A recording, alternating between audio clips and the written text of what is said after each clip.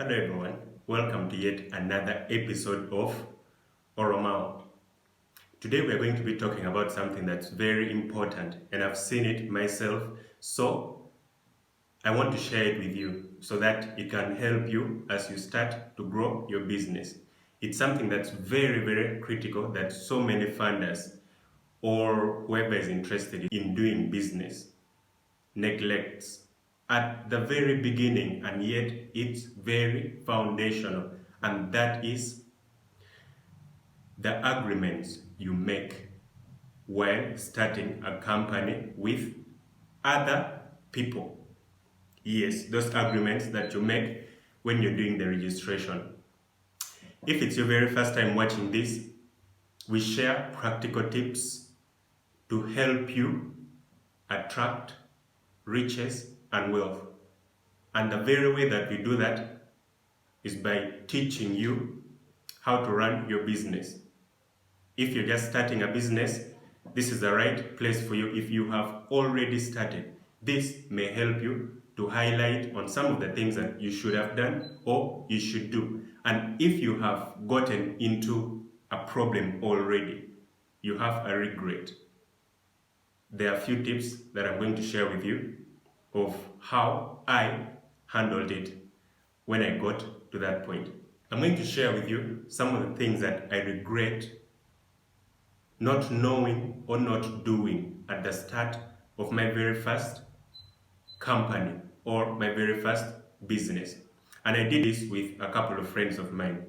So before we go into it, just before we did the registration, incorporating the company, I remember talking to my brother actually, and he is very much advanced in formation of companies and running businesses. So he has much more ideas than I do. So he advised me to be very careful while choosing the people to work with, especially since most people have tendencies of choosing friends while starting a business. Now, it's not a wrong thing. It's actually very good to choose friends while starting a business. With friends, you have a little bit of loyalty and a little bit of trust, so you can easily work together. But it is no proof for their capacity to execute the responsibilities that come with their positions in the business or in the company. But I did not take that into consideration as much as I should have. I should have considered not just because they are my friends, but looking at the individual capacities. That's one. Number two, I should not have hurried to incorporate the company before working for some time just to understand what they can do, how they can do it, and then later on we would make the registration knowing exactly what they can deliver and ensure that everyone knows what they're doing. Now, if you make a registration before, you're going to put some terms down, other terms are going to be left out. So the problem is when time comes, after you have seen that things are not running very well, you need to make some changes here and there. People have become so much invested, like the people that you've worked with, even if they have not delivered, but they have become invested emotionally, socially, and even the group is growing. So there is going to be a lot of imbalance when it comes to taking up responsibilities. Some people are going to take a lot, others are going to take less. So there is going to be that irregularities for which, if you hadn't yet made an agreement to the authorities, it's very much simple. You can just leave and select the people that can actually go ahead. But after you have already made that agreement, there is no turning back. It's more like getting into a Titanic and there is a lot going on. It's inevitable not to knock that iceberg of trust, of lack of responsibilities, of frustration. It's coming whether you like it or not. So, getting back to point number one, you need to be careful how you make that choice. And point number 2 helps point number 1, because if you take time and work with them before incorporating the company, you will know who to choose, who not to choose at the time when you incorporate the company. Point number 3, the next very important thing is to keep on educating yourself about what you're doing, how to run companies, how do you incorporate companies, what are the responsibilities of the people that you are going to be working with, what are their different roles according to law, what should they do, what shouldn't they do, and if they haven't done that, what are the implications.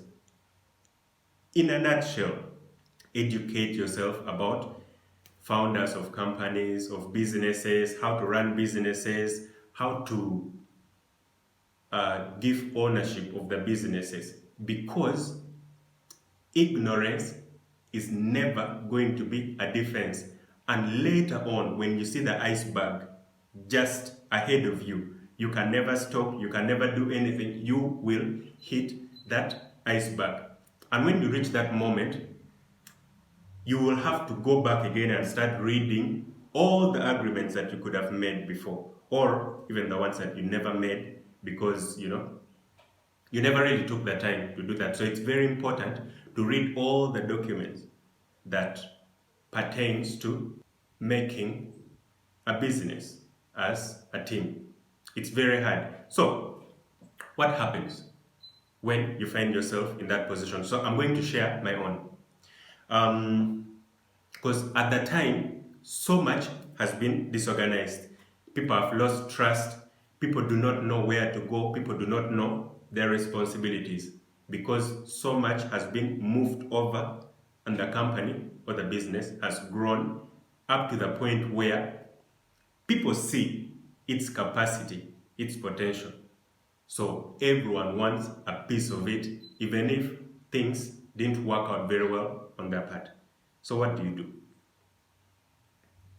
1, you have to be very sincere about how everything started from the beginning. It doesn't matter whether someone understands you or they don't, but you have to say it anyway, how it started. That's 1. Secondly, go back and review the documents if you signed any documents at all. Then thirdly, if you haven't educated yourself about what is required to start a company or to run a company, go and do that. Watch YouTube videos, people explaining how companies start up and how the different parts fall in place, so that when a decision needs to be made, it's an informed decision. But nonetheless, all the things that have gone wrong, they can never be revived. That one you should just know. You will have to find a way of moving on. So before you get there, if it's possible for you to take into consideration the type of people you start working with, that you don't only choose people because they're friends and you've known them for some time, but because you've worked with them and you know what they can do. Secondly, if you can delay the registration, delay it up until you've seen everyone's potential. And lastly, teach yourself very, very well on how companies come together, how ownership is, how shares get, like the entire package. Because if you don't, you are going to reach a point that can result into things that are even worse than just friendships getting lost.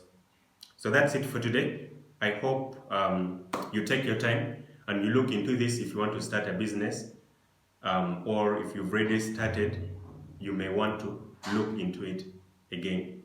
Thank you for watching up until the end. If you find this useful, give a thumbs up to this video, and if you have any comments, some things to add, some things to remove, put it in the comment section below. And if you like this content and want to receive more, click on the subscribe button and the bell icon so that each time we post new content, you are notified. Thank you. See you the next time we do this.